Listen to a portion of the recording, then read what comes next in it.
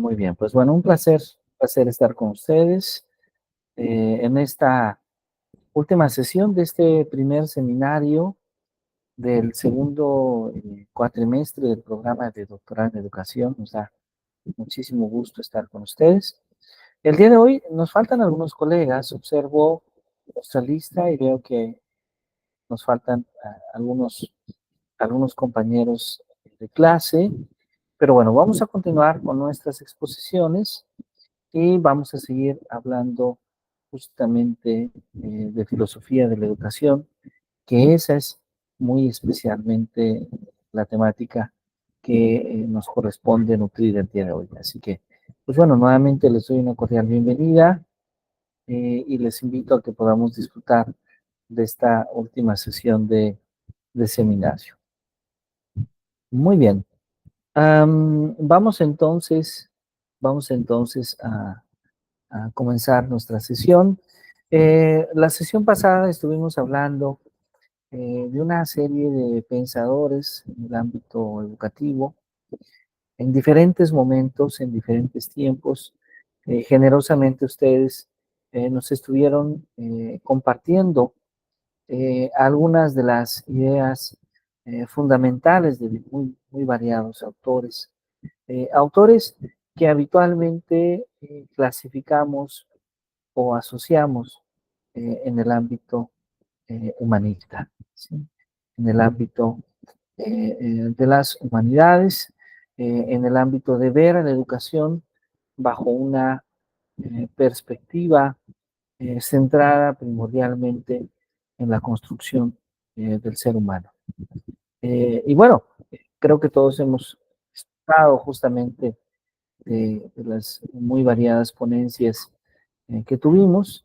El día de hoy vamos a continuar nuestra discusión en una primera instancia retomando algunas ideas de autores que ya hemos citado y en un segundo momento tratando de contextualizar desde la historia eh, cómo nosotros podemos eh, comprender el desarrollo del pensamiento educativo. Así que bienvenida maestra Ana María, un placer que nos acompañe. Entonces vamos a comenzar y si no estoy equivocado en mi lista de participaciones, aún nos hacían falta escuchar algunos colegas. Si no estoy equivocado, todavía nos hacía falta. Bienvenido, maestro Evaristo, un gusto que nos acompañe. Escuchar al maestro Gerardo. No sé si Gerardo esté con nosotros ya. Creo que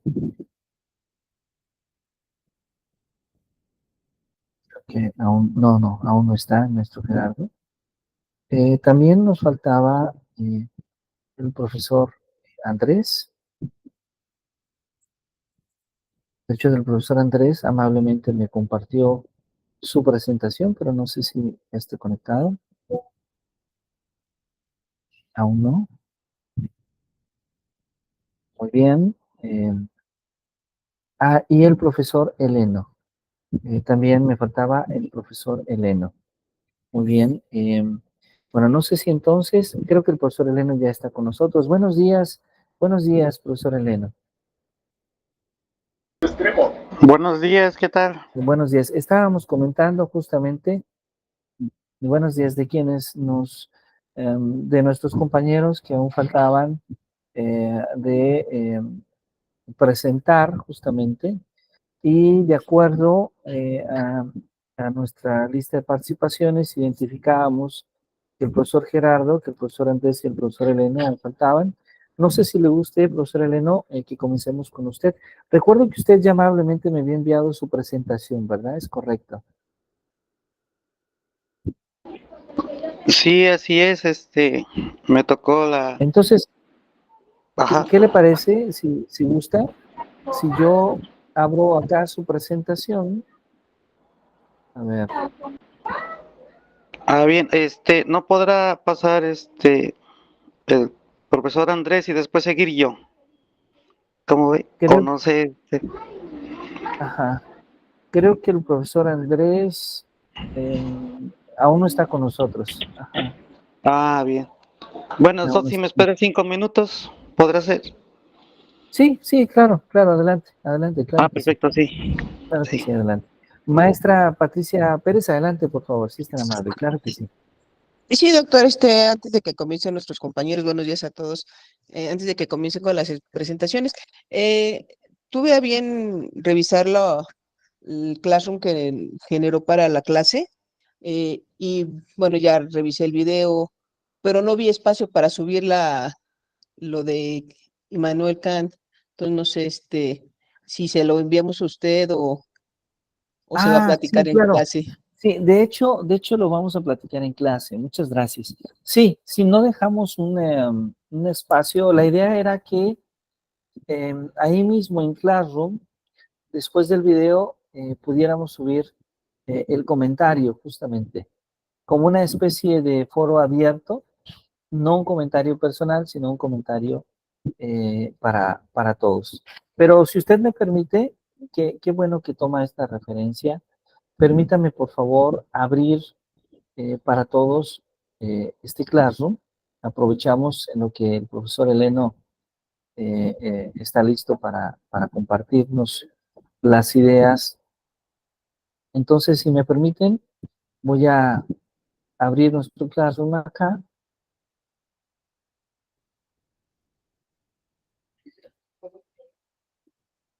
Ah, ya vi, un momentito, por favor, nada más. Voy a permitirme eh, compartir con ustedes pantalla.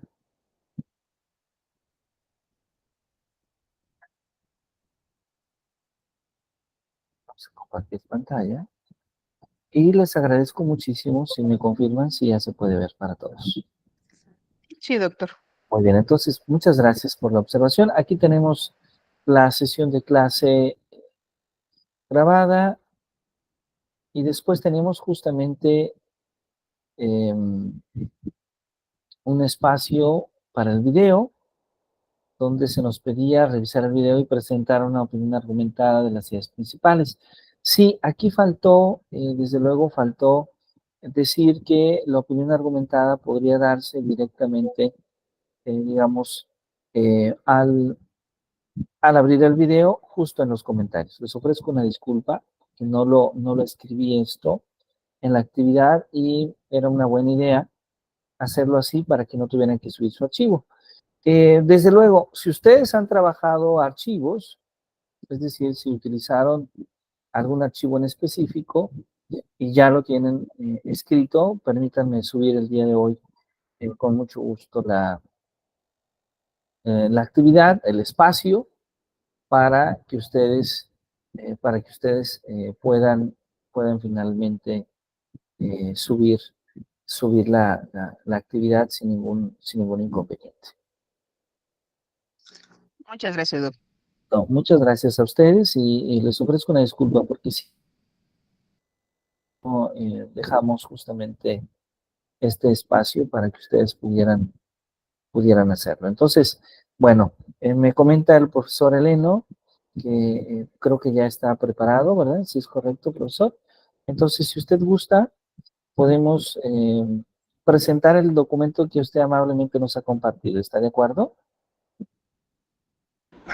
Sí, de hecho, sí lo puede presentar Ok, en mi vamos lugar, porque entonces. si Si tengo usted me problemas con mi permite, computadora. si usted me permite, voy a presentarlo Ah, muy bien. y usted amablemente nos digamos, Ah, sí, nos claro da que su sí. presentación, ¿sí? Su exposición. Sí. Entonces, presento el documento acá. Aquí está el documento que el profesor Eleno preparó. Eh, entonces, pues bueno, adelante, profesor, ya el micrófono es usted.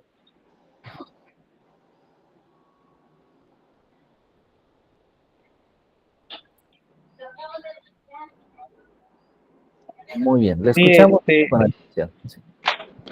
aquí hablamos sobre la vida y obra de León Tolstoy, ¿verdad? Y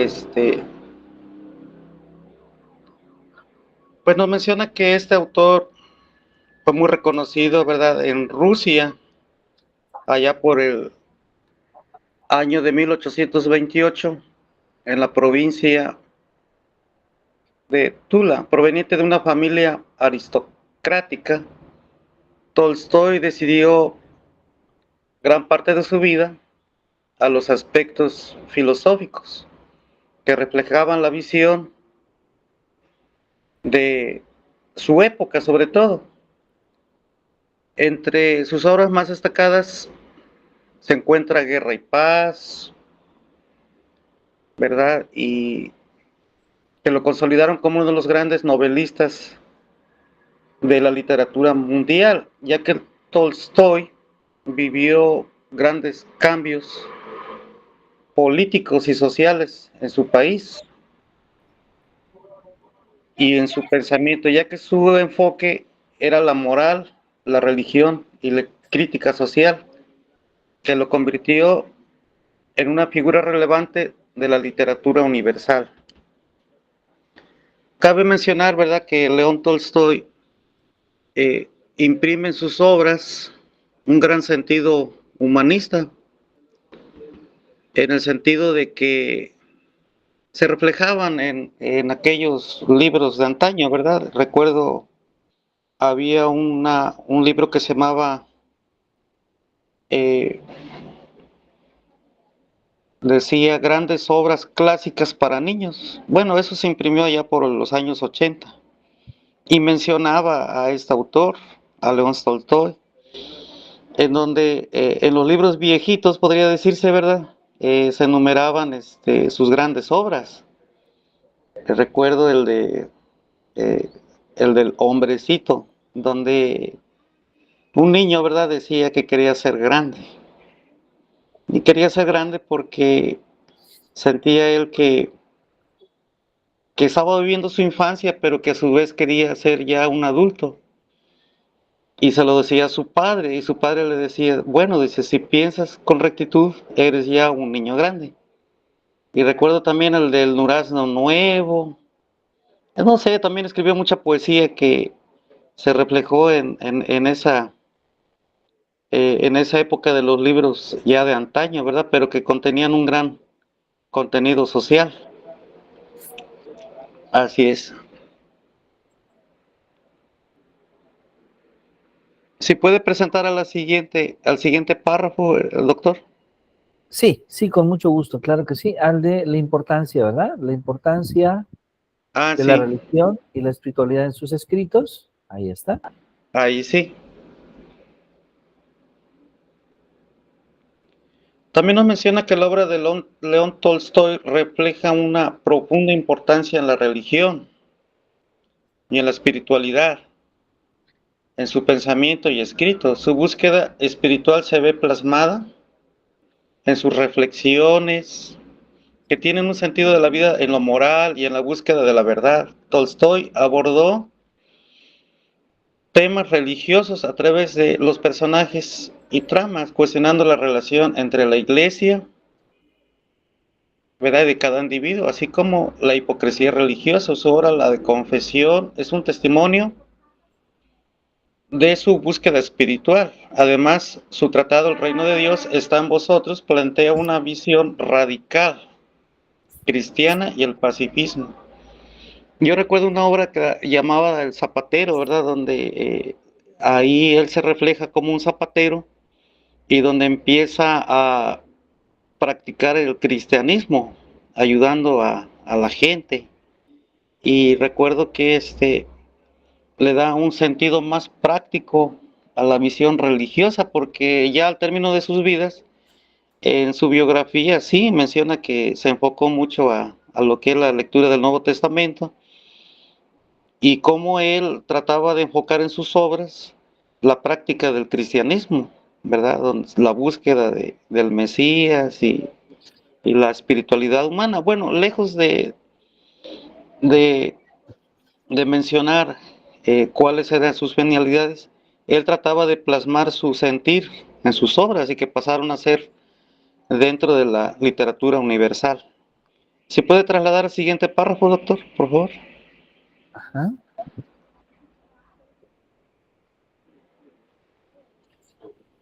Dice que dentro de la obra de Tolstoy se puede apreciar una fuerte crítica hacia la sociedad, al sistema político de la época. A través de sus escritos, Tolstoy cuestiona la desigualdad social y la opresión de los más pobres, y así como la corrupción en el gobierno. Sus novelas, como Guerra y Paz, Ana Karenina, exploran las consecuencias devastadoras de la guerra, de la injusticia social, y así como los efectos políticos. Tolstoy abogaba por un cambio radical en la sociedad, promoviendo la igualdad, la no violencia y la justicia. Su postura crítica, sus obras influenciaron en muchos lectores y pensadores, y su legado en la literatura social y política sigue siendo relevante en la actualidad. Yo recuerdo que en Netflix también existe la serie, ¿verdad?, de León Tolstoy, y cómo él trataba de meditar sobre la vida social, religiosa y política de la época, y trata de plasmarlo en sus obras, que vienen siendo un gran legado para la humanidad.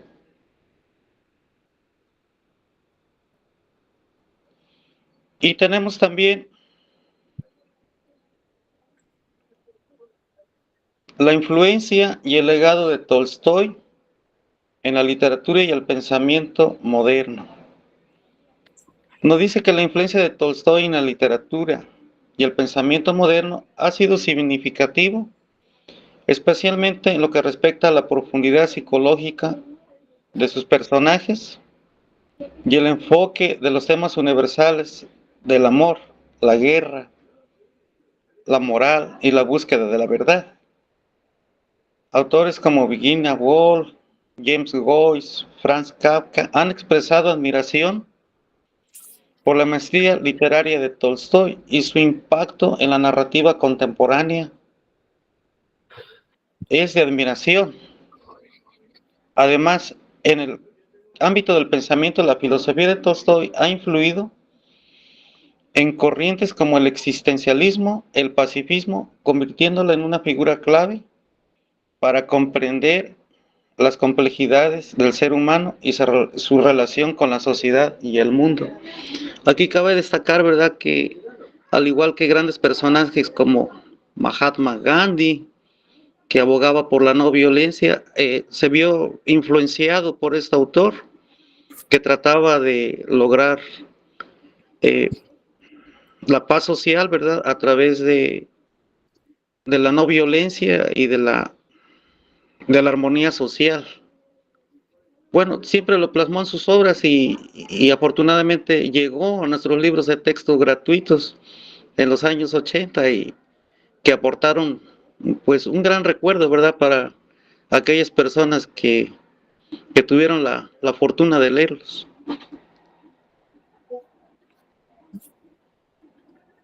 Muy bien, maestro. No sé si hay Así es, doctor. algo más acá. No, ya es todo, ¿verdad? Muy bien, muchas Sí, gracias.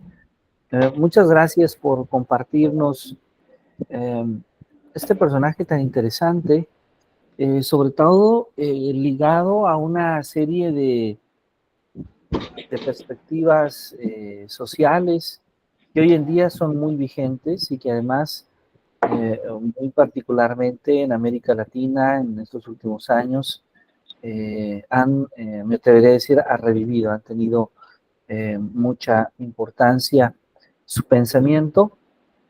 Y bueno, todos estos autores, los autores que a lo largo de la sesión pasada y ya el día de hoy el profesor Heleno nos ha compartido, tienen una visión común, decía yo, esta visión de asumir la idea de que el ser humano, ¿sí? Finalmente, el ser humano está al centro del proceso educativo, ¿sí? Es decir, que la educación debe de centrarse primordialmente en el alumno. Y que la educación entonces debe de cuestionarse de manera importante, no solamente los procesos formativos que están ligados hacia la adquisición de conocimientos o hacia el desarrollo de las habilidades intelectuales, sino también al desarrollo de la propia persona. En este sentido, podríamos sumar otros pensadores que no hemos incluido en esta lista, en esta ocasión, como Carl Rogers o como Abraham Maslow, o más recientemente otros pensadores tan importantes como el propio Humberto chileno, que en las últimas décadas tiene una aportación importante en el campo educativo. Muy bien, muchas gracias, maestro Eleno. Nos falta el maestro Gerardo. Creo que no observo que el día de hoy se haya podido conectar. Y el maestro Andrés. Pero bueno, por respeto justamente a la agenda que tenemos, vamos a continuar. Muchas gracias, maestro Eleno. Con esto hemos dado espacio para poder conocer, para poder escuchar a diferentes autores que ya habíamos comentado, tienen un pensamiento independiente, una perspectiva cada uno independiente, pero van a coincidir en la importancia de centrar la educación en el ser humano. Nuestros compañeros estuvieron hablando de Rousseau, de Pestalozzi, de Froebel, de Tolstoy, de Kate, de Dewey, de Clarapade, de Montessori, de De Croo, de Fierret, de Cousinet, de Freinet, de Net, de Revy, de Wallon, de Hunt, por mencionar algunos autores que desde la sesión pasada a esta sesión se han venido citando. Pero bueno, cuando nosotros hablamos de filosofía, cuando tratamos de profundizar un poco más en el desarrollo del pensamiento filosófico, un autor que sobresale, un autor que se convierte en un elemento fundamental, diría yo, es justamente Immanuel Kant. Kant, que va a ser justamente un personaje fundamental en su época, en su siglo, para cuestionarse los distintos análisis que se presentan en su filosofía y que busca en gran medida cuestionarse sobre diversos temas que tienen que ver con la existencia del ser, pero que también tienen que ver con una serie de preguntas filosóficas que muchos consideran revolucionarias para su época.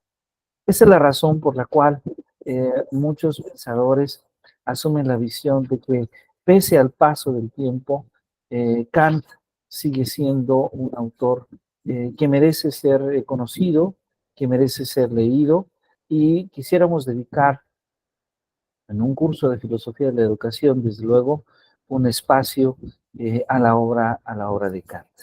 Y podemos encontrar, debo decirlo, muchos textos muy interesantes. Hay mucho escrito sobre Kant, mucho escrito muy especialmente cuando nos referimos a muchas obras importantes, pero una obra de referencia como crítica a la razón pura, tan fundamental para comprender el papel que juega la razón en el ser humano. Pero bueno, más que decirlo su servidor de manera directa, quisiera invitarlos a todos ustedes a revisar un pequeño video, un video que subí hace algunos días en la plataforma Classroom y que por su brevedad en esta ocasión me permito presentar a todos ustedes. Es un video que dura poco más de 15 minutos, de tal manera que espero que todas y todos ustedes puedan disfrutarlo para poder discutirlo después de su presentación. Entonces, voy a apagar un poquito mi cámara para mejorar la conectividad y voy a permitirme presentar a todos ustedes este video que deseo profundamente que puedan disfrutar. Les agradezco muchísimo.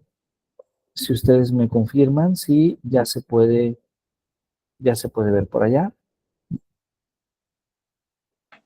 Sí, doctor. Ya se puede ver, excelente. Y bueno, vamos a dar play para que todos podamos escuchar. Si alguien lo quiere ver de manera independiente, si le resulta más agradable por la calidad del sonido o la imagen, puede también encontrarlo en YouTube como Immanuel Kant, un pensador revolucionario. Entonces, bueno, voy a permitirme dar play.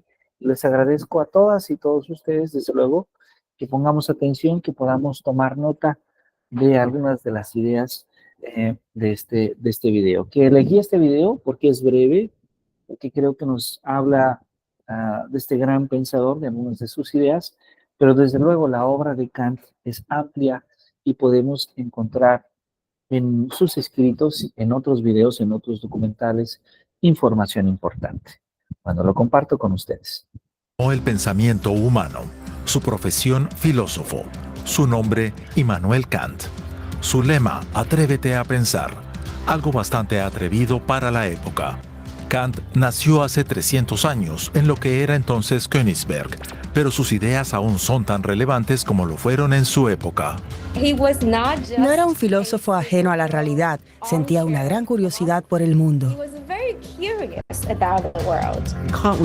Kant fue el primero en elaborar una teoría diciendo que debemos conectarnos unos con otros. Kant decía que la injusticia cometida en un lugar del planeta se siente en todas partes. Y justamente por eso Kant es tan importante hoy.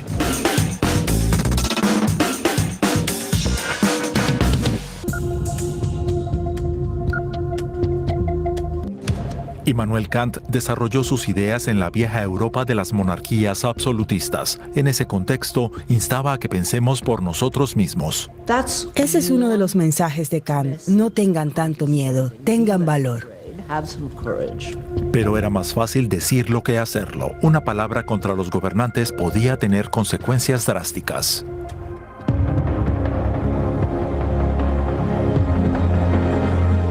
Nada podía haber sugerido que Kant llegaría a ser un día uno de los pensadores más importantes de la historia, ni que sus ideas cambiarían para siempre la filosofía. De procedencia humilde, su padre era artesano y su madre ni siquiera asistió a la escuela. Immanuel fue el cuarto de 11 hijos y muy pronto se destacó por su inteligencia, que sería su mayor recurso para salir adelante.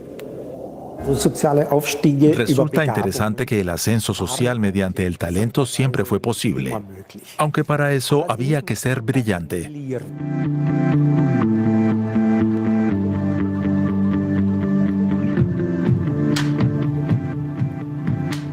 Kant superó sin sobresaltos la escuela y la universidad. Durante un tiempo pagó sus estudios como un exitoso jugador de billar, pero sobre todo se interesó por la filosofía, la metafísica, las matemáticas, la historia natural y la astronomía. Un verdadero polímata. Kant confiaba plenamente en el poder del pensamiento y la razón. Estaba convencido que las personas pueden ilustrarse como sociedad. En tiempos de Kant, Königsberg pertenecía a Prusia con Berlín como capital. Hoy se llama Kaliningrado y es parte de Rusia. Kant casi no salía de su ciudad, pero Königsberg, puerto comercial a orillas del Báltico, estaba conectada con el resto del mundo. El meteórico ascenso de Kant al estrellato intelectual tuvo un comienzo tardío. A los 57 años publicó su obra magna, La Crítica de la Razón Pura. Le siguieron varios éxitos de venta que le generarían riqueza y le permitirían moverse en los círculos más distinguidos de la sociedad. Quizá ningún otro filósofo haya influido el pensamiento moderno tanto como él. De apenas 1,57 m de estatura, este hombrecillo de Königsberg sigue siendo un gigante intelectual para muchos filósofos de hoy. Seré kantiana toda mi vida. Por cierto, algunos de sus contemporáneos consideraban a Kant un poco estrafalario. Se levantaba cada mañana a las 5 menos cuarto. Bebía 2 tazas de té y fumaba en pipa. Daba clases de 7 a 9 y pensaba de 9 a 1 menos cuarto.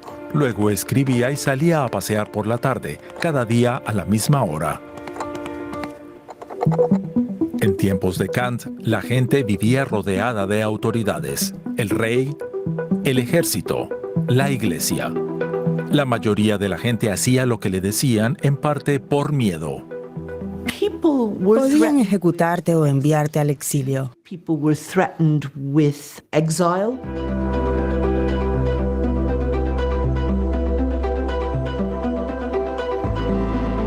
People were thrown into prison. Arrojaban a la gente a la cárcel.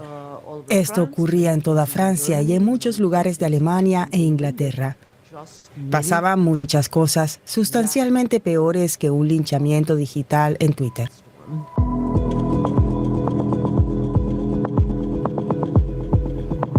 Hasta que llega Kant a este mundo autoritario y transforma el pensamiento humano. Lo que pedía era realmente simple, pero valiente y productivo. Exhortaba a la gente a usar su propio razonamiento en lugar de seguir directivas. Sapere aude, atrévete a pensar. Este pensar por uno mismo también es algo que apunta a sacarnos de ciertas zonas de confort, porque no podemos permitirnos hacernos las cosas más fáciles de lo que son, y muchas cosas requieren capacidad de diferenciación, autocrítica y humildad.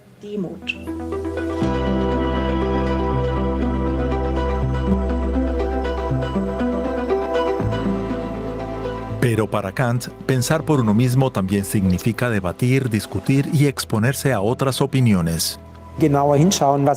Analizar más detenidamente el verdadero significado de pensar por uno mismo significa examinar junto con los demás si lo que consideramos correcto también es defendible. Ese es su mensaje.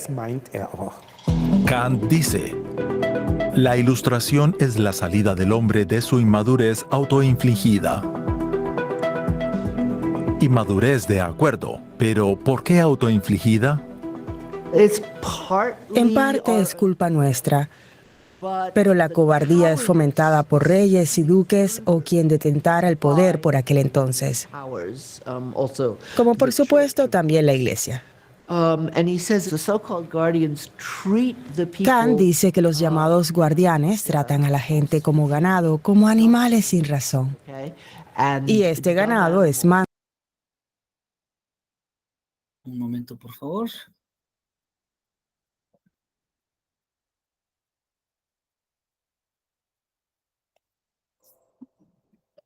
Y mucho más fácil de controlar.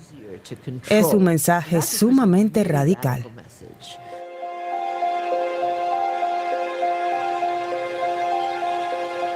Kant observa el cielo estrellado y hace un descubrimiento fascinante. No un nuevo planeta, ni tampoco extraterrestres, en cuya existencia creía firmemente. Mirando hacia el infinito, a lo que llama el cielo estrellado, Kant percibe un segundo infinito, pero dentro de sí mismo. Algo que lo distingue a él, un ser humano, de los animales, su ley moral. La resume en una fórmula que la mayoría habremos oído mencionar, el famoso imperativo categórico. Obra solo según aquella máxima por la cual puedas querer que al mismo tiempo se convierta en ley universal. Otra exhortación revolucionaria: considerar lo que nuestras acciones significan para los demás no es una idea completamente original. Pero la novedad es que Kant no necesita de una autoridad moral superior ni por lo tanto de Dios. Quiere que las personas reconozcan por la razón lo que está bien y lo que está mal, que se cuestionen a sí mismas en lugar de encomendarse a la autoridad divina. Desde entonces ya nada fue igual. Todo un sistema de pensamiento descansa ahora sobre la razón humana, una gran responsabilidad. Kant da 3 formulaciones del imperativo categórico, y creo que la más importante es: actúa como si todos fueran un fin en sí mismos. Nunca utilices a nadie como medio. Nunca instrumentalices a la gente. Pero esto es mucho más difícil de seguir de lo que parece. El compromiso de Kant con la dignidad humana le dio un giro político a la filosofía.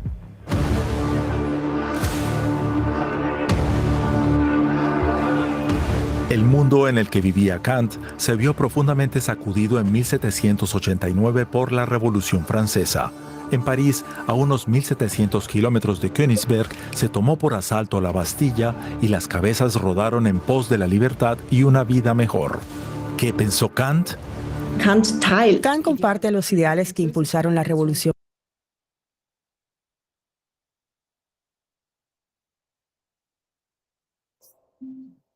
Francesa, la idea de igualdad, mismas libertades, republicanismo, de que las personas también deben poder ser actores políticos y capaces de gobernarse a sí mismas.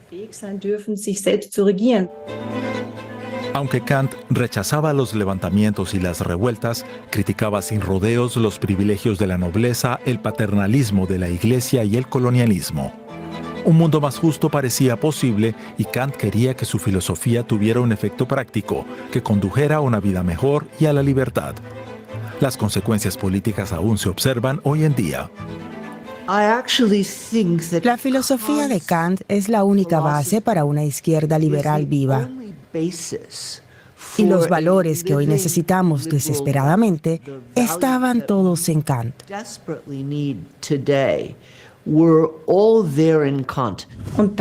Es un legado increíblemente exigente que, si somos sinceros, quizá también nos avergüence, porque no estamos a la altura de muchos de sus postulados.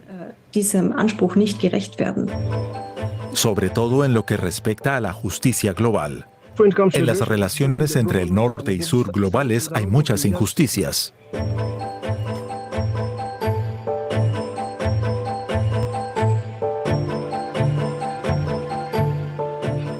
Sobre todo las políticas dictadas por instituciones financieras internacionales que implantaron el neoliberalismo en África. En muchos países, el neoliberalismo ha impulsado la codicia, el acaparamiento de tierras y la corrupción. Esto es una injusticia. Kant diría que es una violación de su imperativo categórico.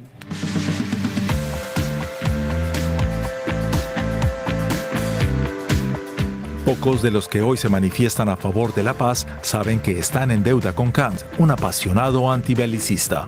Con más de 70 años, plasmó sus pensamientos en su ensayo sobre la paz perpetua. Sus ideas eran radicalmente modernas para 1795, una época en la cual las guerras estaban a la orden del día. Kant apuesta por establecer tratados entre estados soberanos. Era algo muy progresista para la época. Hoy vemos que los tratados bilaterales no bastan, especialmente si una de las partes, como es el caso de Rusia, anula sus propios tratados de un día para otro. Necesitamos controles internacionales, justo lo que quería también el propio Kant.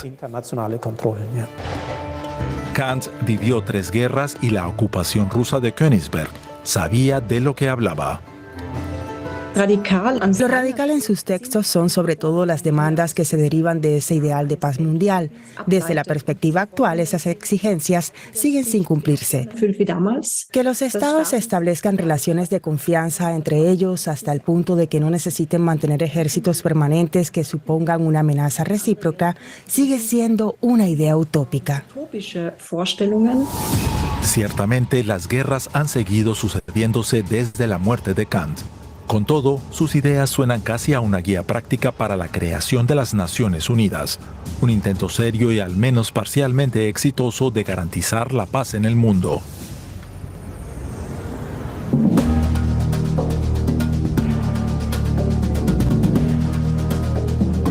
Kant vivió en la era de la Ilustración, pero como él mismo reconoció, no fue una era ilustrada. Tampoco él fue una persona ilustrada. Por modernas que nos parezcan muchas de sus ideas, en otras se equivocó de forma flagrante. La humanidad alcanza su mayor grado de perfección en la raza blanca. Especialmente perturbadora es su teoría sobre las supuestas razas humanas, donde vincula características externas a cualidades morales e intelectuales. Para él, los amerindios, a los que denomina raza roja, están incapacitados para la cultura. Básicamente no pueden abandonar el estado de naturaleza.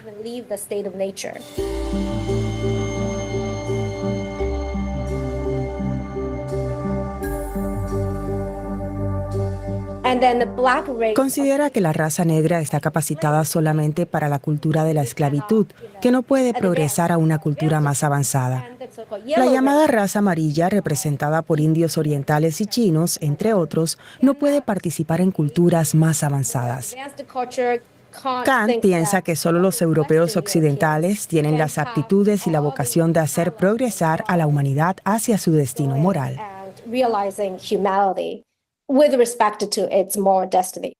Hoy ese tipo de pensamiento es inaceptable y parecería en total contradicción con la idea de universalismo de Kant, la idea de que la dignidad humana se deriva de nuestra capacidad de razonar. ¿Erosionan los postulados racistas de Kant su idea de justicia?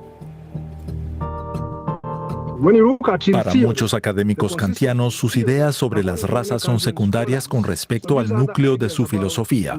Consideran que esas ideas no afectan a la consistencia de su teoría. Así que lo juzgamos en base al núcleo y a la consistencia de su epistemología, su ética y su metafísica. De hecho, en su última obra, Kant defendió la igualdad de derechos. ¿Se retractó el filósofo de sus tesis racistas?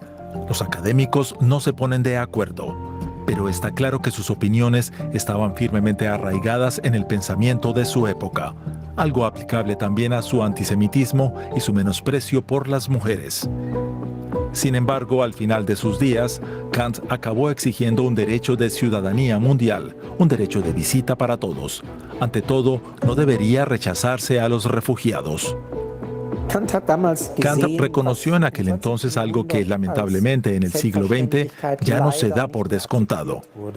Es decir, que todo ciudadano debe poder abandonar su país y buscar refugio en otro lugar si es aceptado. Sería magnífico si el mundo recordara que se trata en realidad de algo evidente.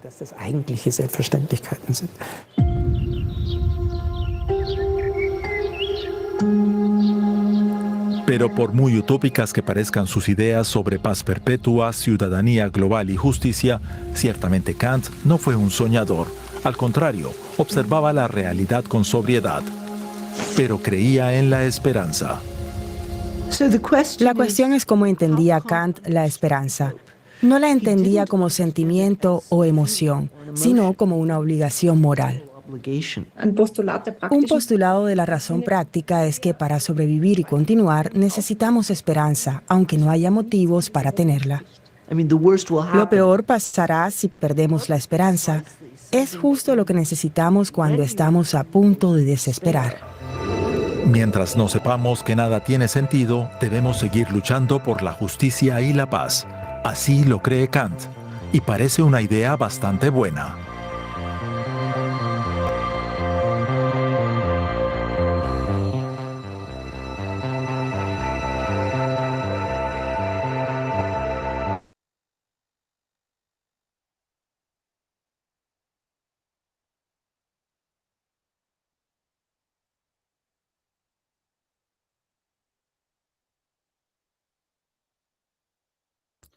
Muy bien, pues bueno, muchas gracias por acompañarnos analizando este documental sobre un personaje, un filósofo importante. Y bueno, creo que un filósofo importante que nos deja muchas cosas en ambos contextos. Nos deja un conocimiento en aquellas teorías, en aquellos ensayos, donde nos da el camino para hablar sobre la justicia, sobre el derecho, sobre el razonamiento, pero también nos deja esa enseñanza en aquellos casos en los que comete errores y nos muestra que ese justamente no es el camino. Creo que gran parte de la riqueza de Kant es abrir la discusión hacia temas que en su época eran importantes. Pero bueno, me gustaría escucharlos. Observo que ya está el maestro Gerardo, el maestro Andrés con nosotros. Esto puede ser de gran utilidad para si gustan un momento más presentar sus exposiciones. Ya lo hizo el maestro Eleno el día de hoy, pero me gustaría antes de ello poder escuchar sus comentarios en este análisis que podemos hacer muy breve a través de este video sobre la obra de Immanuel Kant. ¿A quién le gustaría participar? Adelante. Maestra Mónica, adelante, por favor, si es tan amable.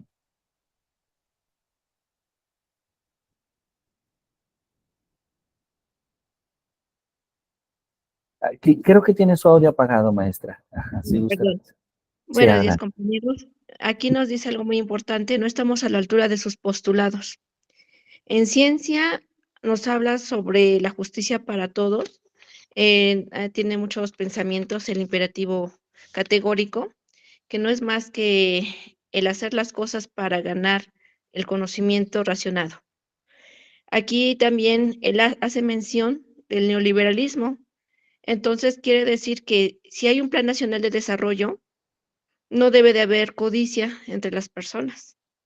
Debe de estar regulado el Estado por todo lo que es el Producto Interno Bruto, que debe de haber un órgano regulatorio de todo esto para que los seres humanos no tengamos desigualdades, ¿sí? Una de las barreras de aprendizaje, por ejemplo, a los que el gobierno debe de tener, es darle situaciones de personas a los posgrados, porque entre más estudiado esté un país, mejores van a ser sus decisiones y su poder adquisitivo, ¿sí? Muchas de las veces es risorio que grandes maestros de la enseñanza, catedráticos, tengan que trabajar 5 veces más cuando ya estamos en la teoría del socialismo, ¿sí? No se puede dar la misma credibilidad de trabajo ni el mismo pago cuando alguien se ha esmerado en la cultura del esfuerzo. A lo mejor se escucha mal, pero hay muchas veces que hay maneja que son vistos como reces, el Producto Interno Bruto a través de las personas más explotadas. Entonces, si no hay una justicia social para todos, es muy difícil poder buscar la paz mundial, porque todos buscamos un bienestar, pero con una justicia razonada. Algo también que me llamó mucho la atención fue acerca de que él nos comenta el constructo de la iglesia y el gobierno, ¿no? Siempre estos personajes van a prevalecer en la vulnerabilidad de las personas por el hambre, por el poder, sin saber y saber sin poder. Y también ahí nos habla sobre que transformar el pensamiento humano es atreverse a no seguir directivas, pero pues para seguir directivas tenemos siempre que pasar por los filtros de hacer bien las cosas y hasta qué punto como personas podemos decir la verdad, porque nadie tiene la verdad, son producto de construcciones. Pero si nosotros tocamos cosas que al gobierno, que a las mismas instituciones públicas nos cierran las puertas, ¿no? O inclusive hay persecuciones. Y de nuestra vida misma siempre estamos así como que copiando teorías, copiando ideas de los contextos, cuando en nuestro México y nuestras regiones son diferentes necesidades. Entonces ahí está la talacha de ustedes como profesionistas, como docentes, como personas que nos encumbran en la educación, de hacer de esto, de esta tendencia económica, son ideas finalmente, pero se tiene que llegar a constatar la evolución en el trabajo, en la adquisición de alimentos, en la adquisición del bienestar. Eso es todo lo que, bueno, hay muchas cosas que tiene que decir y se Muchas dice, ¿no? gracias, maestra Mónica. Gracias por compartirnos su reflexión. Entiendo muy ligada a esta visión de Kant sobre la justicia, sobre la importancia que todos los ciudadanos pues sean iguales en derechos y posibilidades. Le agradezco mucho. Maestra Patti Pérez, adelante, por favor, si es tan amable. Gracias, doctor. Bueno, complementando un poco lo que acaba de decir la maestra Mónica, pues sí, efectivamente, cuando yo leí, vi el video, me llamó la atención que hace 300 años este señor, todavía los pensamientos que él tenía siguen vigentes en la actualidad. Entonces, precisamente por de ahí el que es revolucionario. Y podemos ver que desde entonces el racismo y la cultura del esfuerzo sigue siendo desde entonces y yo creo que seguirá siendo eh, algo que tenemos que seguir combatiendo sobre todo, ¿no?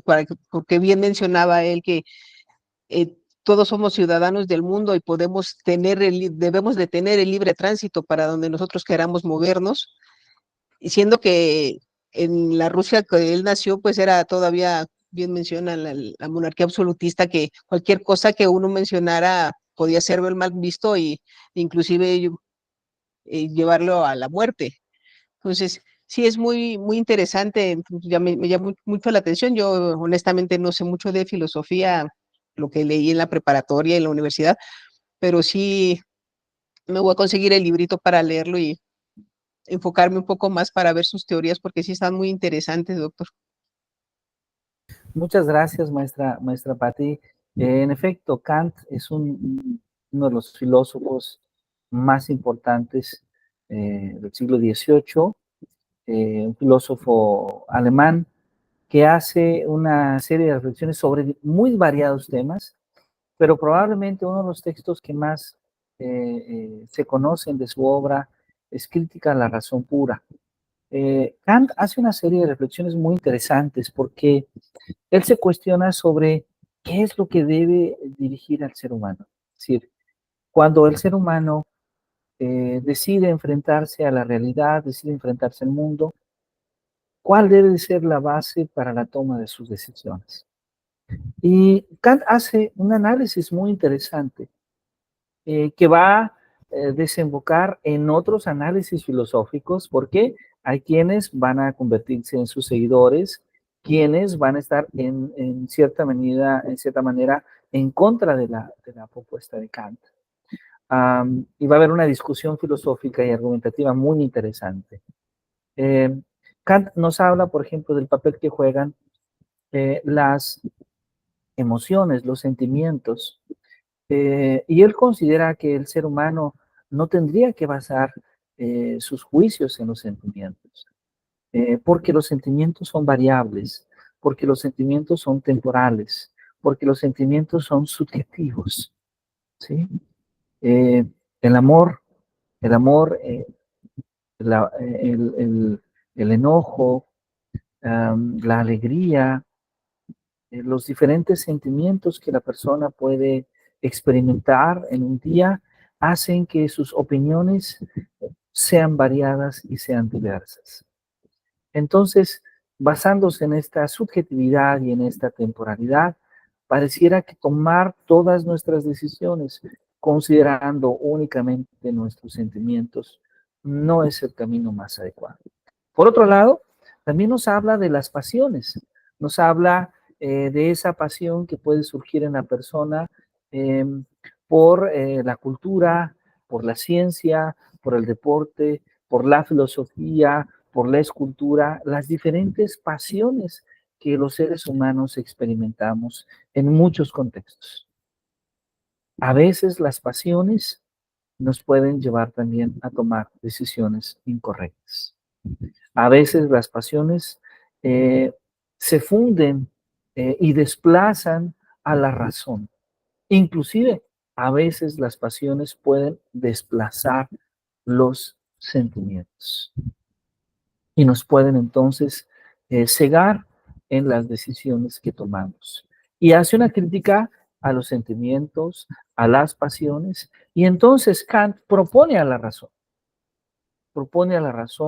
como el medio reflexivo, como el medio para, para tomar las decisiones adecuadas, para finalmente hacer el juicio adecuado. Esta idea de Kant eh, es hasta cierto grado criticable, de ahí proviene dos de sus obras, que dicen crítica en un inicio, porque parece ser que cuando Kant nos habla de que es la razón la que debe de guiar nuestro juicio, de primer momento estamos de acuerdo. Pero ¿qué sucede cuando la razón no coincide con los sentimientos? ¿Qué sucede cuando la razón no coincide con nuestras pasiones? Porque en muchos contextos de nuestra vida la razón no coincide.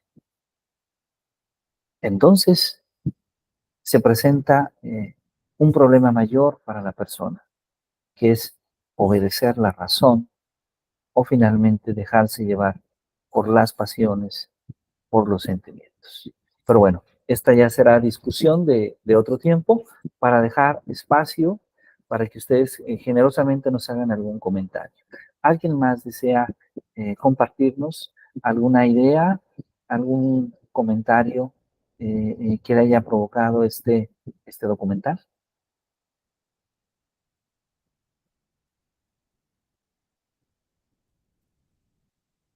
Un último comentario, doctor. A mí me Adelante, llamó la maestra Patti, atención, por favor. sí, el hecho de que pase de que que el ser humano no sea un medio, sino un fin. Entonces, me recuerda a Nietzsche que dice que el fin justifica los medios, entonces, y como que sí está ahí contrapuesto. De, de, Maquiavelo. de hecho, muchas gracias, nuestra Patti. De hecho, vamos a encontrar a muchos autores que van de alguna manera a establecer una crítica al pensamiento de Kant. Una de las consecuencias en la educación, una de las consecuencias importantes del pensamiento de Kant es que Kant, como ya lo he comentado, propone a la razón sobre los sentimientos, sobre las pasiones. Y entonces la consecuencia natural, primero en la Alemania del siglo XVIII, después en la Europa de los siguientes siglos, en los modelos educativos, es que la formación del ser humano, que en la formación del ser humano se propondere la razón sobre las pasiones y los sentimientos. Entonces, ¿qué es lo importante de la formación? La consecuencia del pensamiento de Kant, de su época, la interpretación que en ese entonces se da desde la educación, desde la pedagogía del pensamiento de Kant, es que lo importante es formar a los jóvenes en la razón, que la razón es quien guía al ser humano. Y entonces debe de ser la razón el principal objeto de formación. Aquí entonces observamos cómo desde la época de Kant en adelante, en cierta medida, se menosprecia la pasión, se menosprecia las emociones y los sentimientos de los estudiantes.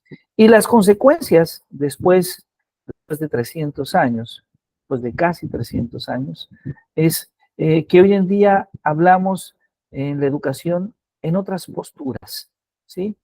Por ejemplo, en posturas que tienen que ver con recuperar el espíritu humano, con recuperar aspectos que la razón probablemente no nos permite observar de manera detenida. Es decir, el pensar desde una mirada mucho más en el sentido de Jean-Paul Sartre, mucho más en el sentido de Merleau-Ponty, que hablábamos en nuestra primera sesión de seminario, y que tiene que ver con recuperar la idea de que aprendemos no solamente a través de la razón, sino que aprendemos con nuestro cuerpo, aprendemos a través, eh, a través de los diferentes sentidos, y que entonces la educación no solamente tendría que preponderar la razón, sino también la educación en nuestras pasiones, sino también la educación en nuestros sentimientos, que se traduce muy particularmente en desarrollar una educación emocional, en desarrollar una educación para la convivencia, en desarrollar una educación que nos permita encontrar al ser, encontrar a la persona consigo mismo. Muchas gracias, maestra Patti. Me permito dar lectura también a un mensaje, un mensaje escrito del maestro Magdaleno, que nos dice: contrastando lo que parte el autor con nuestra realidad, es importante destacar que existen sectores muy rezagados, vulnerables ante cualquier situación que surja. Nada diferente de lo que sucede en los entornos escolares. Hace falta mucho por hacer desde la infraestructura hasta lo que se busca como idea esencial, como una educación integral.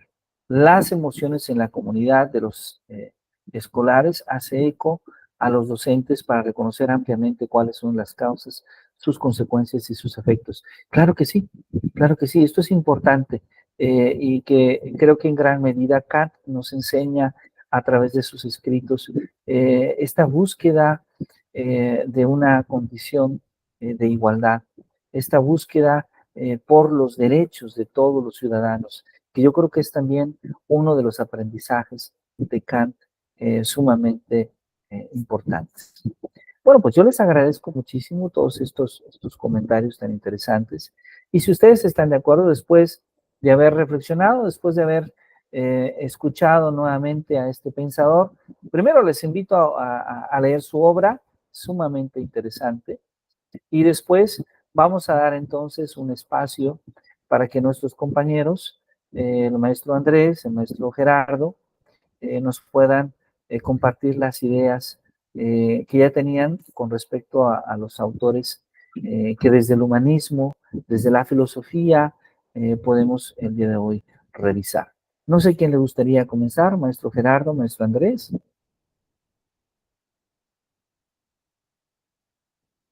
Si gustan levantar la mano.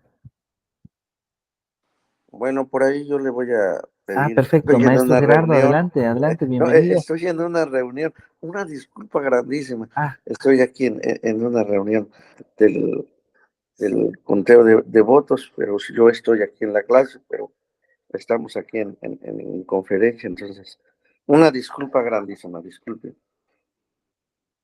sí, no se preocupe, maestro Gerardo, muy bien, muy bien. No se preocupe, deseamos que todo vaya muy bien por allá.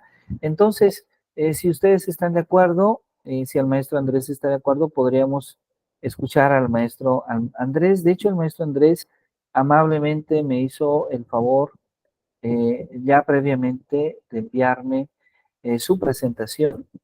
Y si usted gusta, maestro Andrés, podemos presentarla desde acá o si usted desea hacerlo desde su computadora, como usted me indique.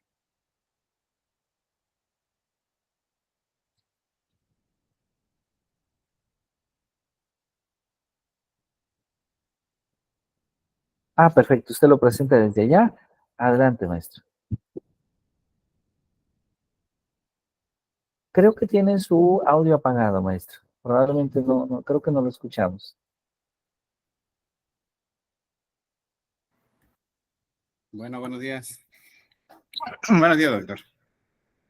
Sí, hola, muy buenos días. Bienvenido, maestro Andrés. Adelante, por favor. Gracias. Me habían aparecido unas ventanas y no las podía cerrar. Ahorita ya las pude cerrar. Muy bien, muy bien. Ya de hecho ya se puede ver su presentación, así es.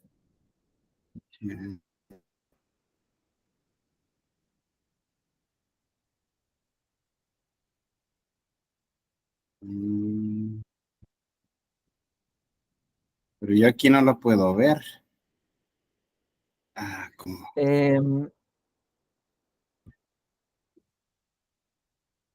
De hecho, cuando presentamos en Google Meet, Ajá. vemos la presentación, pero no podemos ver a quienes estamos presentando. Eso ocurre. ¿Y usted la podría poner, doctor? Para que yo Sí, la claro, pueda. yo lo puedo proyectar acá, claro que sí. Ok. A ver, entonces, como usted ya me había enviado la presentación, acá la tenemos y ahora la proyectamos para todos, con mucho gusto. Vale, entonces,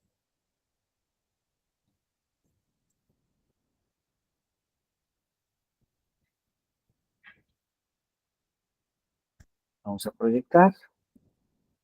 Nada más les agradezco mucho si me confirman si ya se puede observar. Sí, doctor. Ya se ve ya. Perfecto, muy bien. Bueno, pues adelante, maestro. Si gusta usted comenzar, adelante. Sí, gracias. A ver, yo no la veo.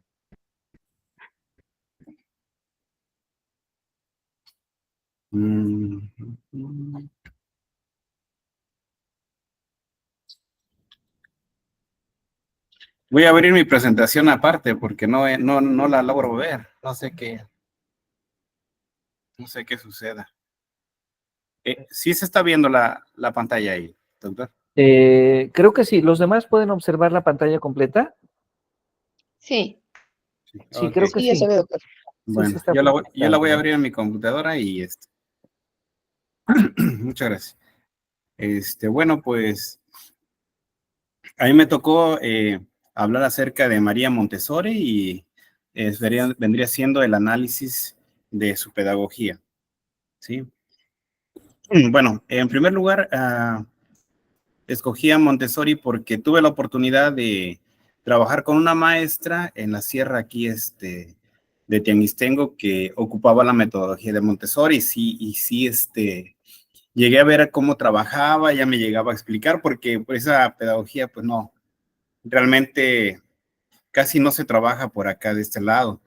Entonces ella me iba explicando, me iba dando los motivos del por qué lo hacía, me iba explicando acerca de las etapas que tenían los alumnos y por qué trabajaba esas actividades de esa manera. Se me hizo muy interesante. Sin embargo, no tuvo mucha continuidad porque yo era supervisor en aquel momento y la directora no le agradaba esa pedagogía. Entonces lo hacíamos, pero pues no se le pudo dar el encauce que debió haberse tenido. Pero sí se me hizo muy interesante porque hay mucha practicidad para los alumnos y todos los conocimientos que se tratan de promover en él están al alcance de los alumnos. Entonces por eso retomé a María Montessori para ver un poco más, ¿no? Y aprender un poco más de su pedagogía. Y bueno, en este enfoque sí se retoma a todos los alumnos, respetando lo que vendría siendo su individualidad, que sea siempre promoviendo que sea un niño autónomo, que tenga una iniciativa, que él mismo escoja las actividades que va a realizar, a fin de desarrollar las capacidades que tiene.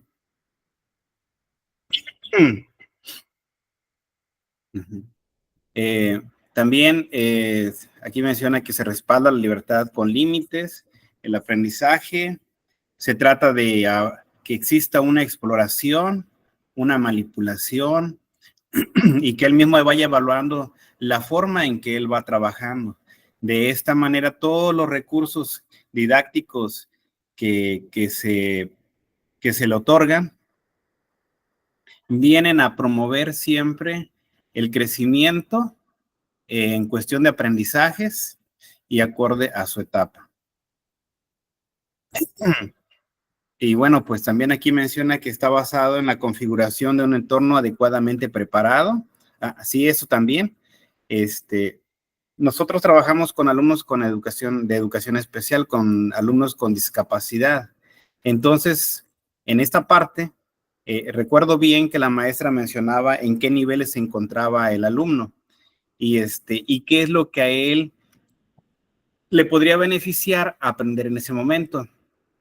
Entonces, todo lo que estaba en el entorno del alumno, o de los alumnos, más bien dicho, estaba preparado para que él pudiera desarrollar las competencias que tuviera en ese momento, ¿no?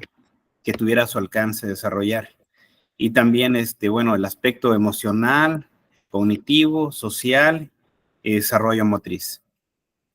Los principios fundamentales están los principios clave, entre ellos está el respeto a la independencia, libertad del alumno. Siempre tiene que haber un ambiente diseñado para el alumno en la cual se promueva la autoeducación. Pero es una autoeducación, yo supongo, por lo que leí, por lo que llegué a ver, es dirigida. Podría decirse que le pone uno a la mano el alumno lo que uno también quiera que él desarrolle, lo que a él le falta. Entonces, en ese momento, el alumno toma lo que a él le gusta, lo que le interesa en ese momento y trabaja con ello. Entonces, al mismo tiempo, de que se le da la autonomía, la independencia y la libertad de que haga sus propios trabajos, está dirigiéndose el conocimiento. El papel del educador dice que es esencial asegurar un entorno de aprendizaje eficaz. También uno actúa como mentor y observador. No todo el tiempo está uno, digamos, detrás del alumno. Siempre uno está como un tutor, bueno, yo lo vendría manejando así, y observando el desarrollo de las actividades de los alumnos y que las actividades concuerden y que estén al alcance de ellos. Por ejemplo, si hay alguna actividad o materiales que se supone que los alumnos pueden utilizar, pero realmente se les dificulta, entonces el docente es el que tiene que modificar o adecuar los materiales para que para la próxima actividad el alumno pueda realmente trabajar y ser independiente. En esta situación de la independencia, siempre se procura que el alumno, digamos, pueda utilizar sillas acorde a la estatura que tiene, mesas también acorde al tamaño del alumno, ¿no? Todo vendría siendo, creo que, no sé por ahí, ruido. Todo vendría siendo acorde a que el alumno pueda valerse por sí mismo y no requerir tanto del apoyo del adulto. ¿Por qué? Porque se supone que el alumno tendría que hacer la mayor parte de las actividades y el docente tendría que estar como tutor de él. El papel del educador, bueno, eso que ya lo vi. Prepara el ambiente, introduce el material apropiado, supervisa el avance individual de cada estudiante y proporciona dirección cuando es necesario. Y también en lo particular tendría que ser cuando el alumno lo requiere. Si el alumno no lo solicita, también se le da ese espacio de tiempo para que el alumno trate de resolver pues la situación, ¿no? Acorde a sus capacidades. También promueve la independencia, responsabilidad, la autodisciplina entre los niños y bueno, se procura que siempre haya respeto y confianza en lo que las fomenta la autoeducación y el amor por aprender. Aquí mencionan, me acuerdo que todavía me mencionaba la maestra, que el alumno no tiene que estar, digamos, por lo regular uno a veces los trata de inducir al conocimiento, pero no al autoconocimiento. Entonces, decirle, ¿sabes qué? Vamos a dibujar manzanas rojas porque las manzanas son rojas y el alumno ha visto manzanas verdes, manzanas amarillas y quizás hasta de otro color, ¿no? Entonces, él mismo tiene que explorar, él mismo tiene que tener esa libertad de ir aprendiendo y reaprendiendo cosas, porque como padre de familia a veces también, uno encasilla a los hijos o a los alumnos en este caso, en un conocimiento, digamos, cerrado. Y aquí el conocimiento siempre es abierto, porque el conocimiento está en constante evolución. Doctor, si pasamos a la siguiente diapositiva. Bueno, yo ya pasé a la siguiente. Sí. El ambiente preparado. Siempre tiene que estar organizado el salón donde se vaya a trabajar, tiene que haber una estructuración, tiene que ser muy meticulosa a lo que uno desee que el alumno vaya aprendiendo para que el alumno también pueda explorar esos materiales y va acorde a los niveles y a características del alumno. También es imperativo la organización y que esté dotados de materiales específicos diseñados para impulsar la autonomía, el descubrimiento y la concentración de los niños. En este caso también ahí hablábamos de que había un alumno con problemas de motricidad fina. Entonces la maestra también había adecuado los materiales. Por ejemplo, los marcadores tenían que ser gruesos y si eran crayolas, se les ponía como una especie de, como cinta masking-tape para que engrosaran y el alumno los pudiera tomar, para que él mismo pudiera realizar las actividades. Sí, y no era el único, o sea, pero estoy hablando ahorita en específico de uno, es lo que recuerdo. Entonces, estos materiales deben ser accesibles para los niños, es lo que les comento. Si entregamos materiales que no sean accesibles para que los puedan utilizar, pues carece de eficacia.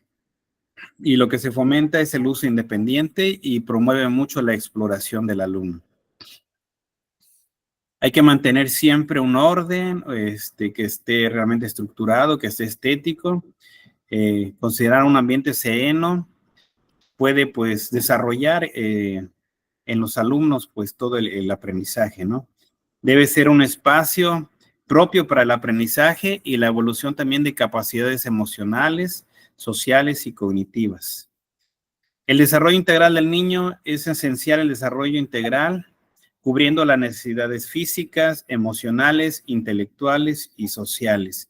Y yo aquí la aumentaría y que esté acorde a las características que presenta.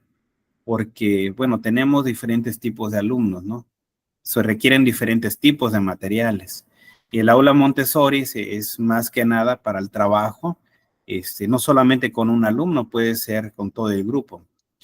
Es evidente la configuración de las aulas y los recursos educativos que están creados para apoyar el crecimiento en todas las facetas del alumno. Siempre se busca libertad de movimiento, que haya capacidad de autodirección, se promueve la independencia, el autoaprecio y que cultiven habilidades cognitivas y sociales. Y aquí mucho en el autoaprecio vendría siendo que el alumno pues tenga esa peculiaridad de que sepa que él puede hacer las cosas. Por eso se les presentan materiales con los que ellos puedan manipular, interactuar y obtener aprendizajes.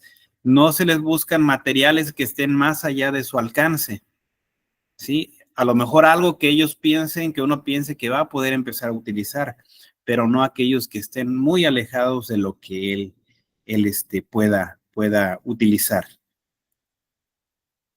No sé dónde... hay que tener también respeto al ritmo del alumno, de cada niño, y que él mismo pueda explorar el potencial que tiene. No brindarle el apoyo si el alumno en su momento no lo requiere. Sí, porque también, y otra situación también que se trata de trabajar en ellos, de que el alumno, la actividad que inicie es la actividad que deba de concluir también. Sí, y bueno, continuamos. Vamos a la siguiente diapositiva. El material Montessori en el aprendizaje. Pues este aprendizaje tiene que ser manipulativo, tiene que manejarse los sentidos y tiene que ser autocorrectivo. Si hay algo que tenga que corregirse, que de prioridad sea una autocorrección por parte del alumno, él mismo se autocorrige, él mismo reconozca en dónde puede mejorar y lo haga. Los materiales se organizan de manera que promuevan la exploración y el descubrimiento infantil, contribuyendo a un aprendizaje más profundo y relevante. El uso constante de los recursos le ayuda a los alumnos a que puedan asimilar diferentes tipos de aprendizaje y también fortalece la concentración, la autonomía, su autovaloración durante todo el proceso de aprendizaje que tenga cada uno de los alumnos.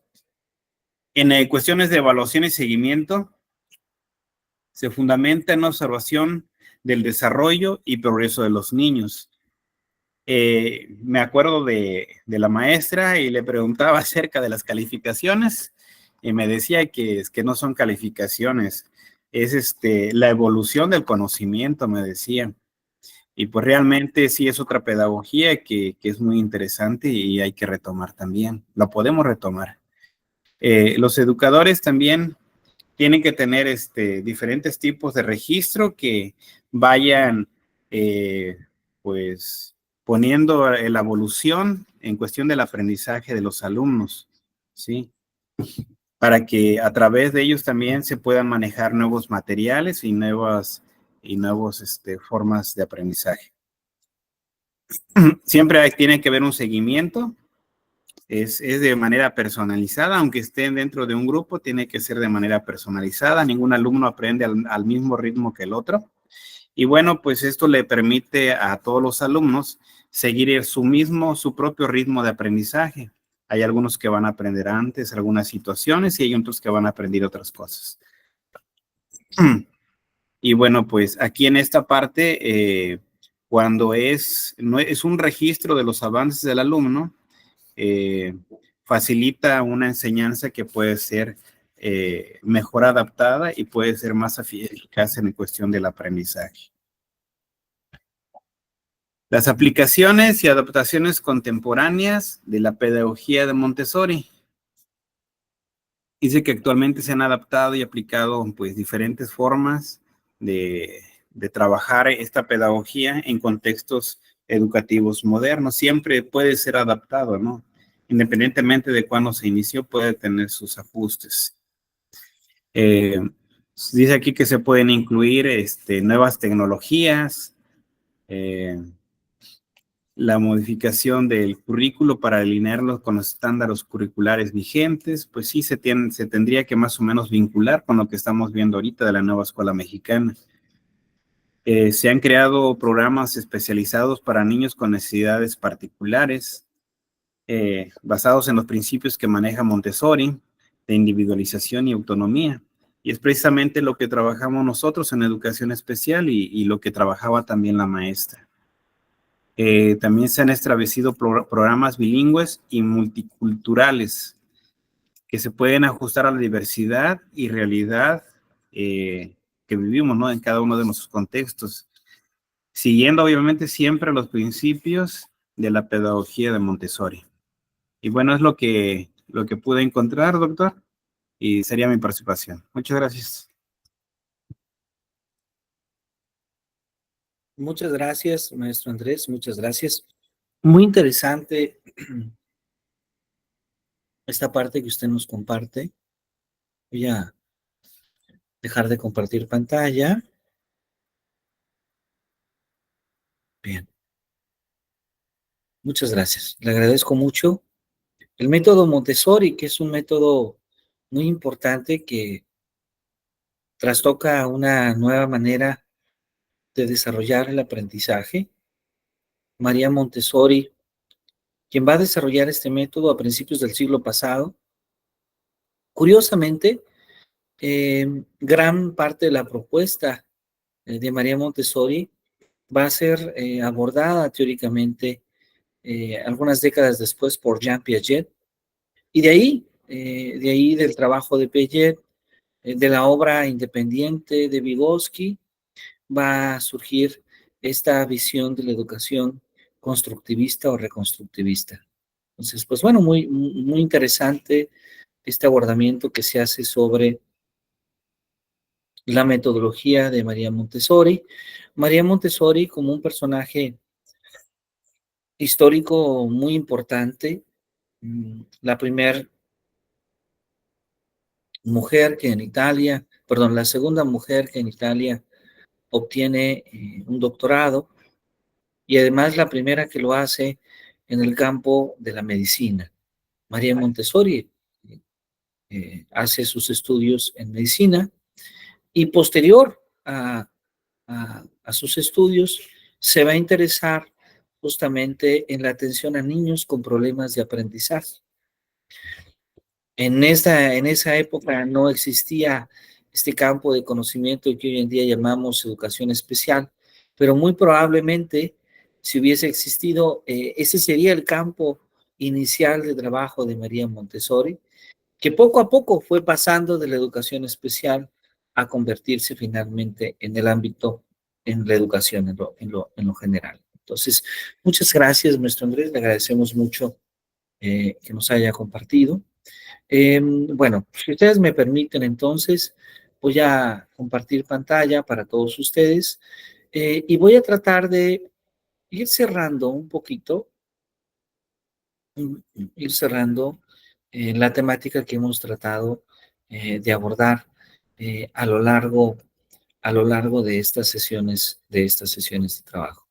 Pero me gustaría hacerlo, en este caso, a través de un recurso audiovisual que estoy seguro que vamos a poder disfrutar todos y que además es bastante breve. Entonces les pido, por favor, de un par de minutos de su tiempo, nada más en lo que me permiten que pueda tener este recurso audiovisual aquí a la mano, por favor. Este recurso audiovisual al que voy a hacer referencia trata de uno de los pensadores que en los últimos años han cambiado, han contribuido a tener nuevas perspectivas en el campo educativo. Y verán, es un poco difícil hablar de filosofía, porque cuando hablamos de filosofía, realmente hay diversos autores muy interesantes. Y de antemano, me disculpo con ustedes porque en estas 3 sesiones, desde luego, ha sido muy difícil lograr tener justamente una descripción de todos estos autores. Creo que a lo sumo, a lo más que hemos podido llegar es simplemente a profundizar en algunas variantes de la filosofía, como puede ser esta visión, esta conexión que se da entre la filosofía y el humanismo, eh, hablando un poco de algunos personajes fundamentales, como lo es Kant, pero ahora voy a hablar de un personaje que creo que en la actualidad ya tiene una gran importancia, pero que seguramente en lo siguiente la tendrá aún más. Y esta es la razón por la cual me permito presentar a ustedes esta visión que nos comparte de educación y de su manera de reflexionar y de ver la educación de Humberto Maturana. Entonces, me permito compartir con todos ustedes a través de este medio audiovisual.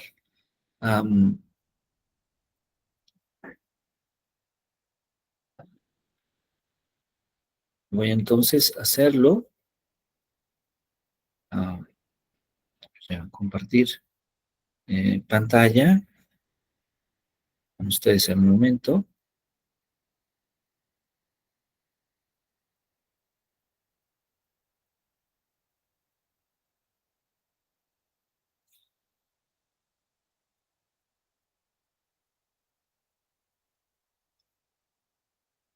Bien, entonces, ahora sí, voy a compartir pantalla y con este medio audiovisual creo que nos permite tomar esta idea de Maturana.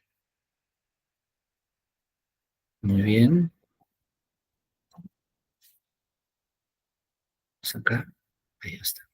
Entonces comparto para todos ustedes y desde luego agradezco que todos tomemos nota, tomemos con mucha atención nuestra propia reflexión. Aquí va adelante.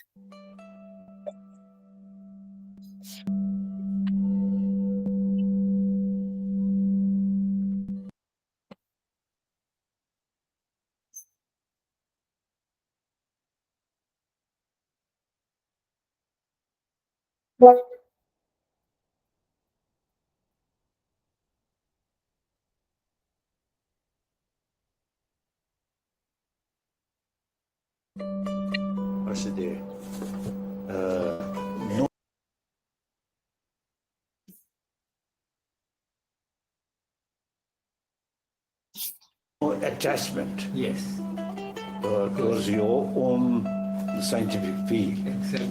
So that moment. Volver a comenzar. A ver si se escucha.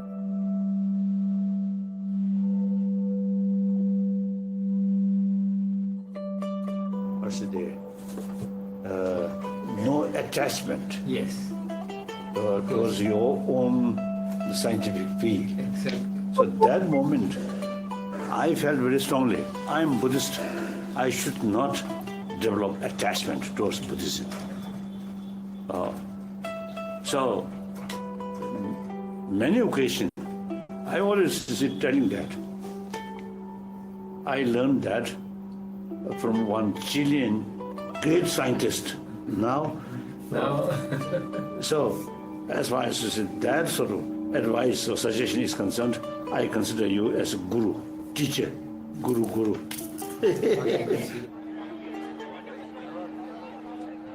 El hombre cuya teoría del conocimiento ha inspirado a los líderes contemporáneos es científico y es chileno. I owe Humberto Maturana a great debt. All my work over the last 30 years really is around his basic idea of the nature of life. And I think Maturana is one of the most important thinkers.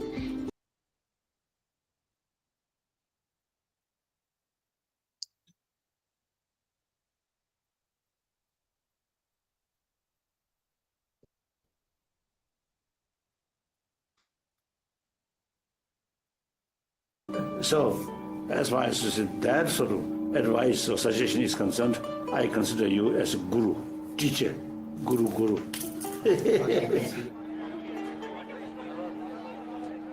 El hombre cuya teoría del conocimiento ha inspirado a los líderes contemporáneos es científico y es chileno.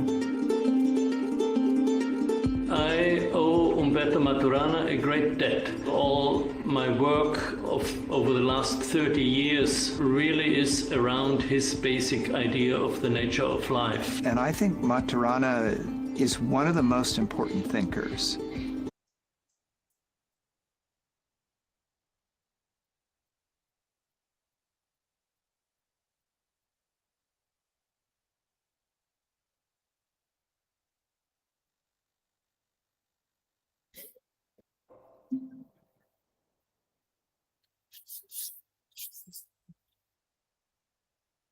Bien, parece ser que la conectividad no nos permite poderlo ver con mayor atención.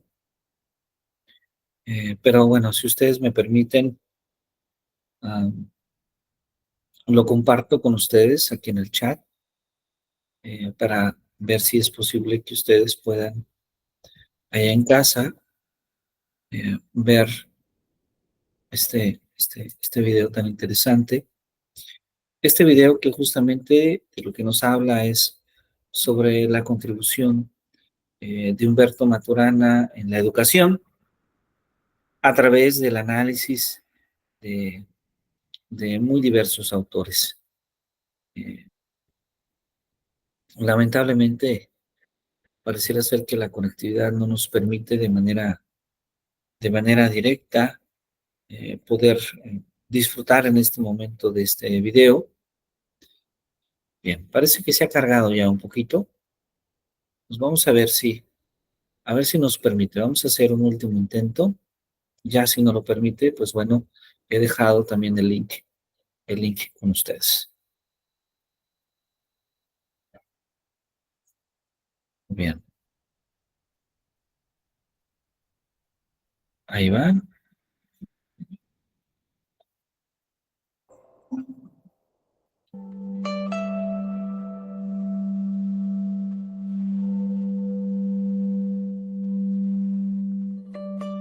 What's there? No attachment. Yes. Towards your own scientific field. Exactly. So that moment, I felt very strongly, I'm Buddhist. I should not develop attachment towards Buddhism. So, many occasions, I always telling that. I learned that from one Chilean great scientist. Now, so as far as that sort of advice or suggestion is concerned, I consider you as a guru, teacher, guru.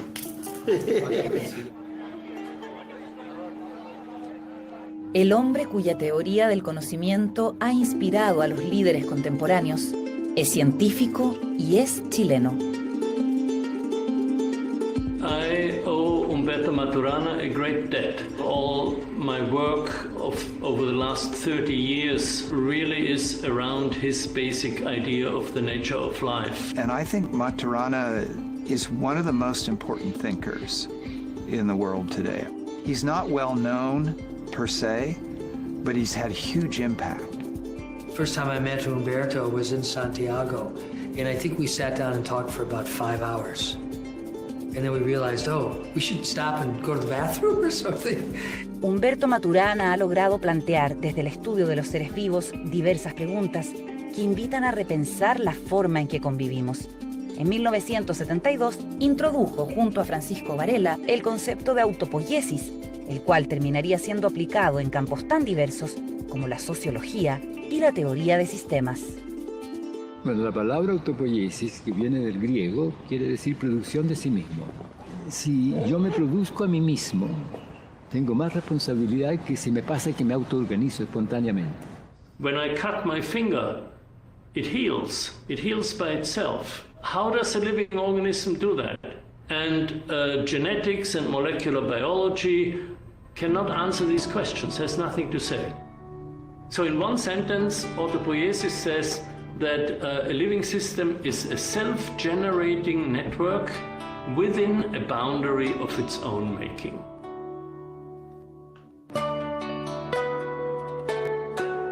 La pensée de Humberto Maturana est fondamentale pour aujourd'hui parce que justement, d'une part, elle permet de voir que les choses, même les plus évidentes, ne le sont pas. Maturana, and that was his genius, he very early on in the 1960s asked the question, what is the organization of a living organism? That he observed in the brain that the basic organization of life is a circular organization. Because we think of our perception as being very individualistic. But you know, if you think about it, language shapes perception, but language is collective. So our perception is both very personal and very collective. Veo a otra persona o veo a la naturaleza y digo, yo quiero empatizar con la naturaleza, empatizar con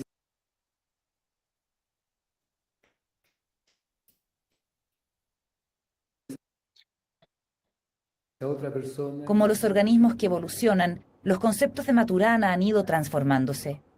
En esa metamorfosis han tocado diferentes temas que nos construyen como sociedad. Uno de ellos es la educación.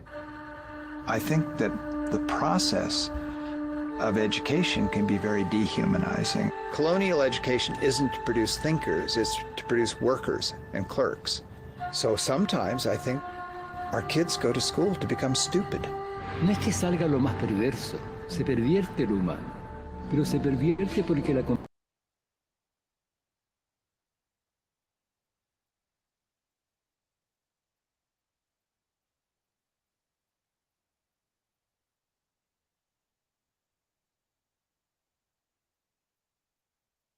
competencia distorsiona la relación. En la competencia uno tiene que destruir al otro porque en eso consiste, tengo que ser mejor.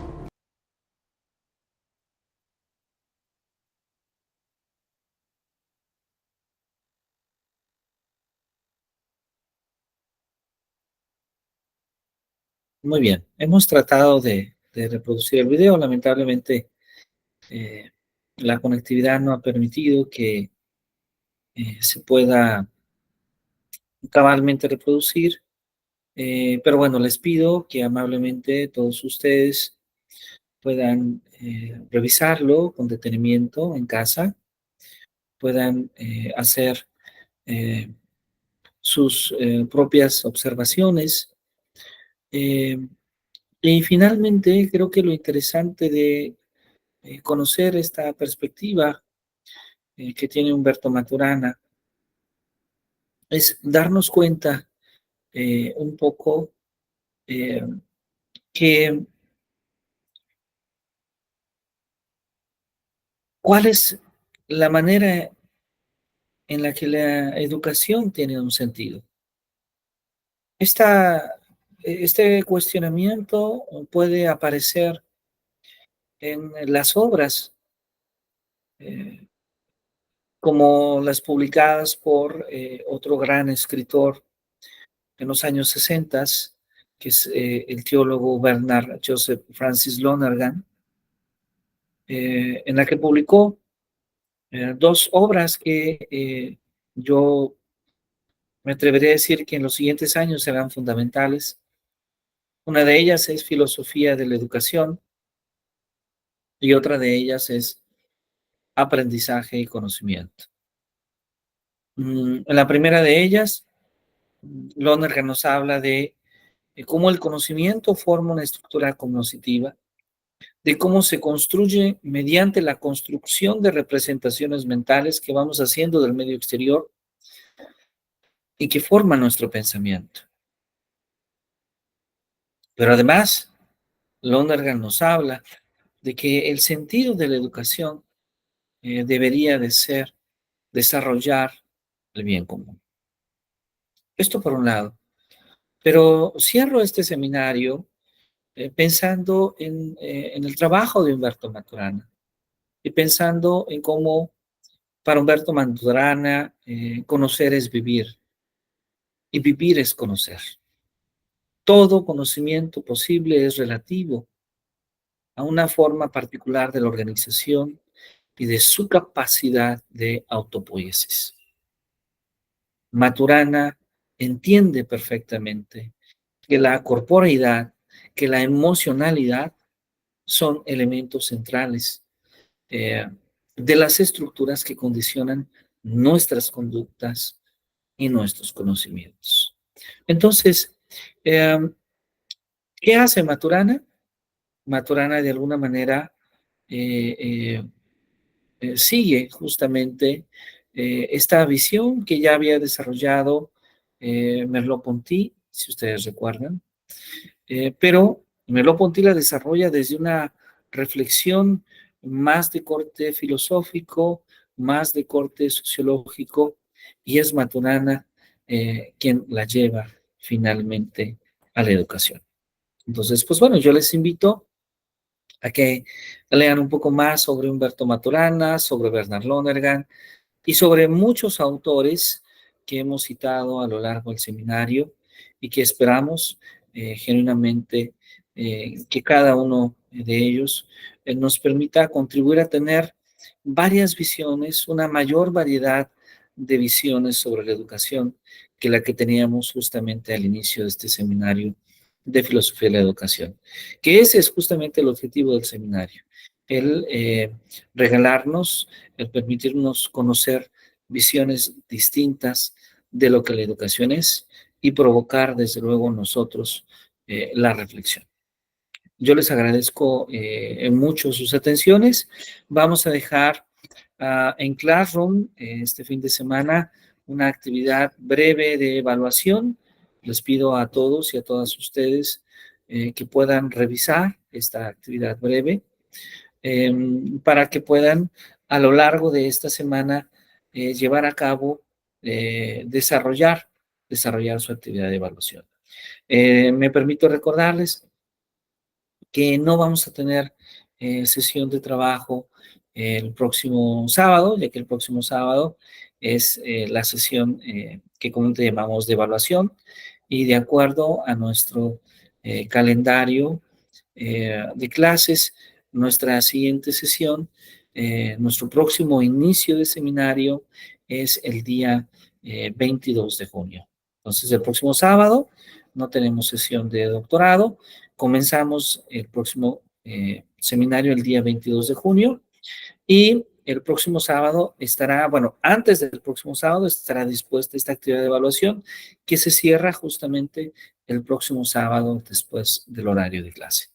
Así que, bueno, nuevamente yo les agradezco mucho, deseo que tengan un excelente fin de semana y dejo este espacio para si alguien tiene alguna pregunta, algún comentario.